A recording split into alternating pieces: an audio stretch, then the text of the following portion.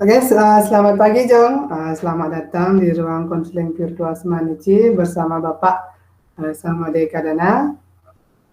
Iya Pak, mohon maaf mengganggu waktunya ya. Sudah kewajiban bagi Bapak sesuai dengan janji kita Jong akan melaksanakan konseling secara virtual untuk hari ini. Iya Pak, benar ya. Tapi sebelum kegiatan kita mulai terlebih dahulu, kita awali dengan doa dulu. Untuk itu, Bapak pimpin doanya ya Jung ya, berdoa menurut ajaran dan kepercayaan masing-masing, dipersilakan.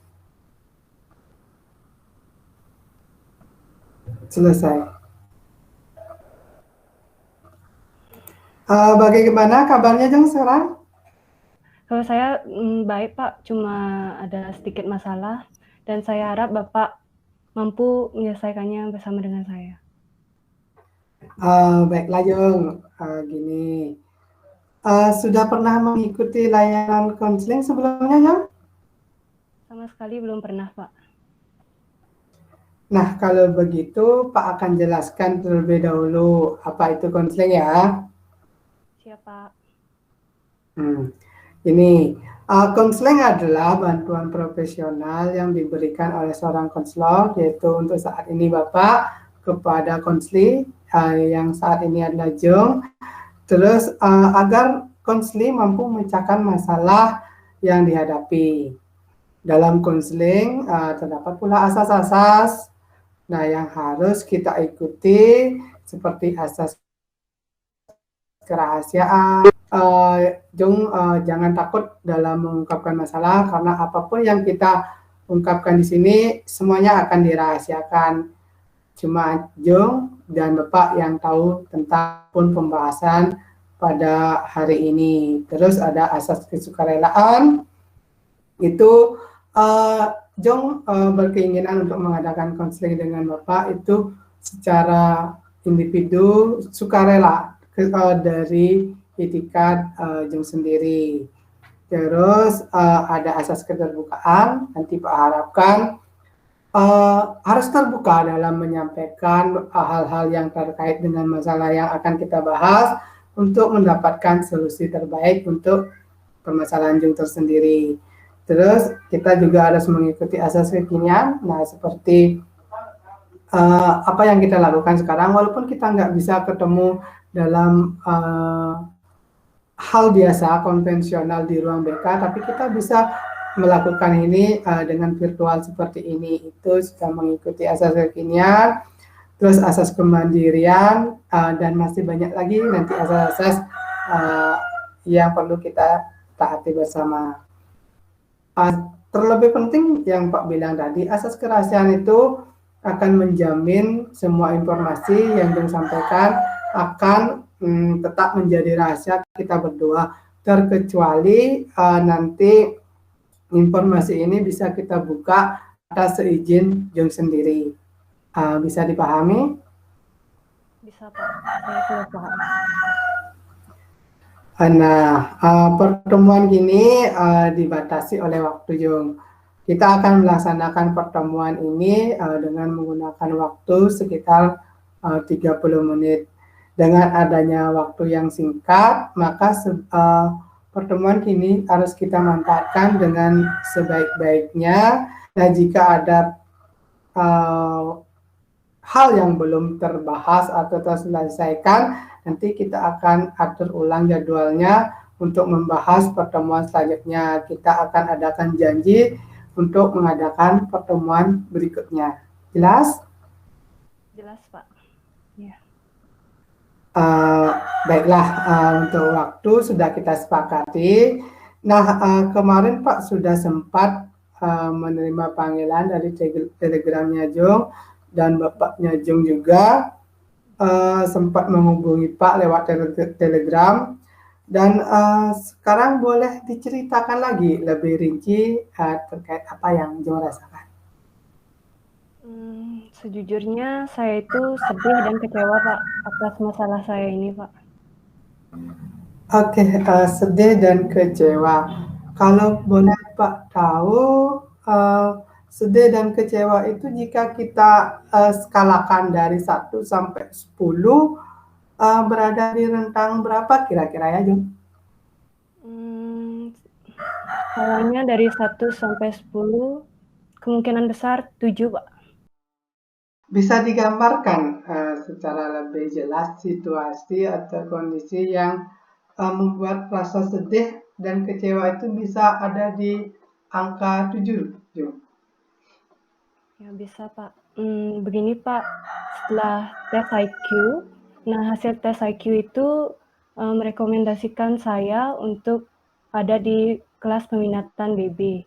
Tapi setelah saya ceritakan kepada orang tua saya menganjurkan saya untuk ada di kelas peminatan MIPA. Nah, setelah MPLS diberikan angket kepada saya dan juga teman-teman saya. Di dalam angket tersebut ada pilihan untuk kelas masing-masing, di mana untuk kelas yang saya minati ada pilihan pertama dan pilihan kedua. Nah, di pilihan pertama itu saya isi dengan kelas peminatan MIPA, dan pilihan kedua saya isi dengan kelas BB, Pak. Nah, terus bagaimana, Jung? Saat pembagian kelasnya itu, saya mendapatkan kelas bahasa budaya atau BB. Nah, sebenarnya sendiri saya dan orang tua saya tidak mempermasalahkannya. Tapi dari dalam hati saya sendiri ada sedikit kekecewaan, kesedihan, dan juga sedikit kecemburuan karena teman dekat saya atau teman akrab saya saat SMP itu dapat di kelas peminatan MIPA, sedangkan saya sendiri dapat kelas di peminatan BB. Nah, saya ngerasa kalau saya itu gak ada teman akrab gitu di kelas peminatan bahasa dan budaya ini, Pak.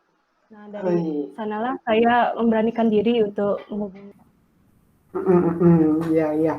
Nah, jika seperti itu kondisinya, Pak juga merasakan kesedihan yang Jung rasakan.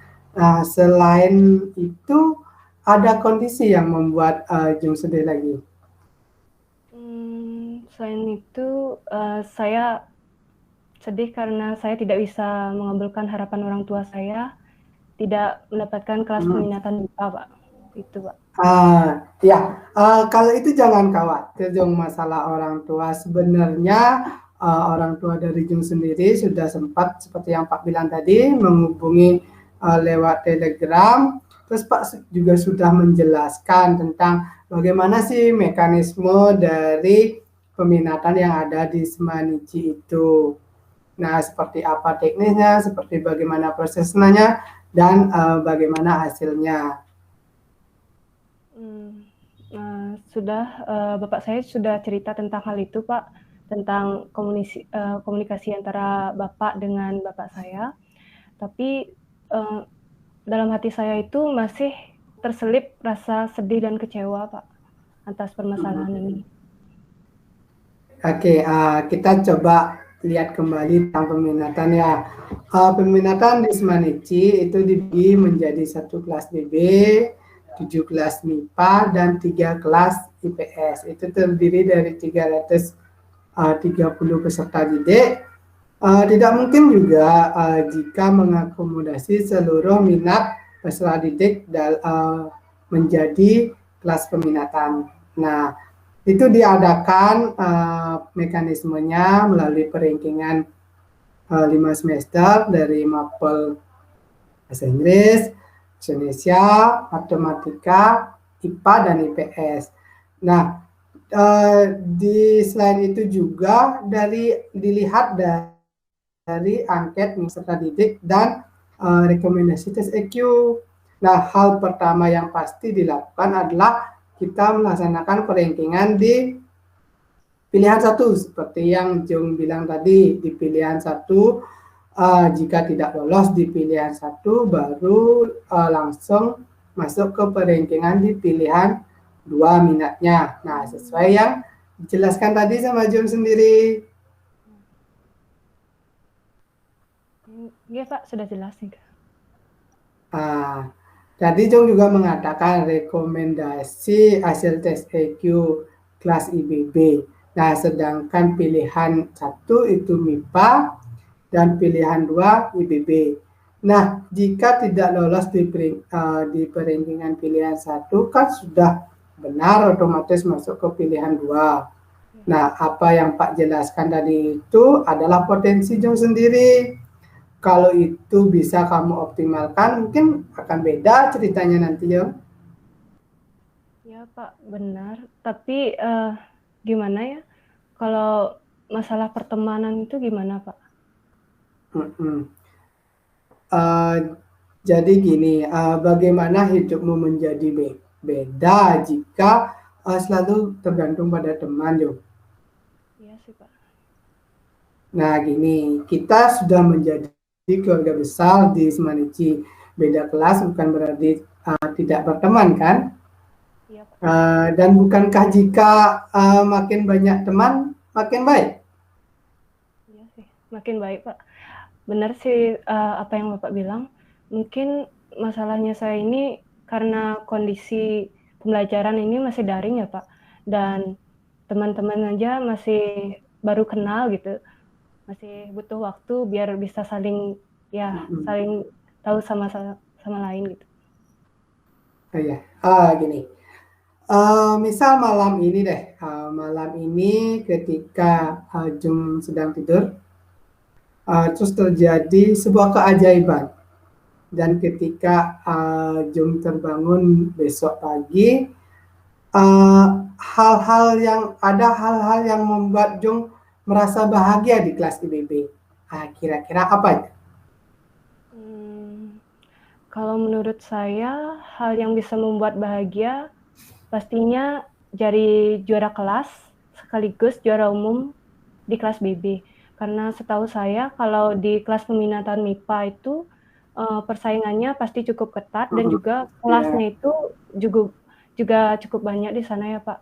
Dan sedangkan kalau di kelas BB kesempatan untuk menjadi juara kelas dan juara umum itu pasti ya cukup besar. Nah, ini kalau saya ibaratkan seperti kali dayung melewati 2 pulau sekaligus. Oke, nah itu maksud Pak Jong. Jadi raja di kerajaan kecil tetaplah raja, Jong. Nah, ketimbang kita menjadi rakyat di kerajaan besar, kan lebih enak loh, Jong, jadi raja di kerajaan kecil. Iya sih Pak, ya saya udah semangat sekarang. Oke, nah seperti itu, Jong. Kita coba lagi lihat poin-poin dari awal pembicaraan kita ya.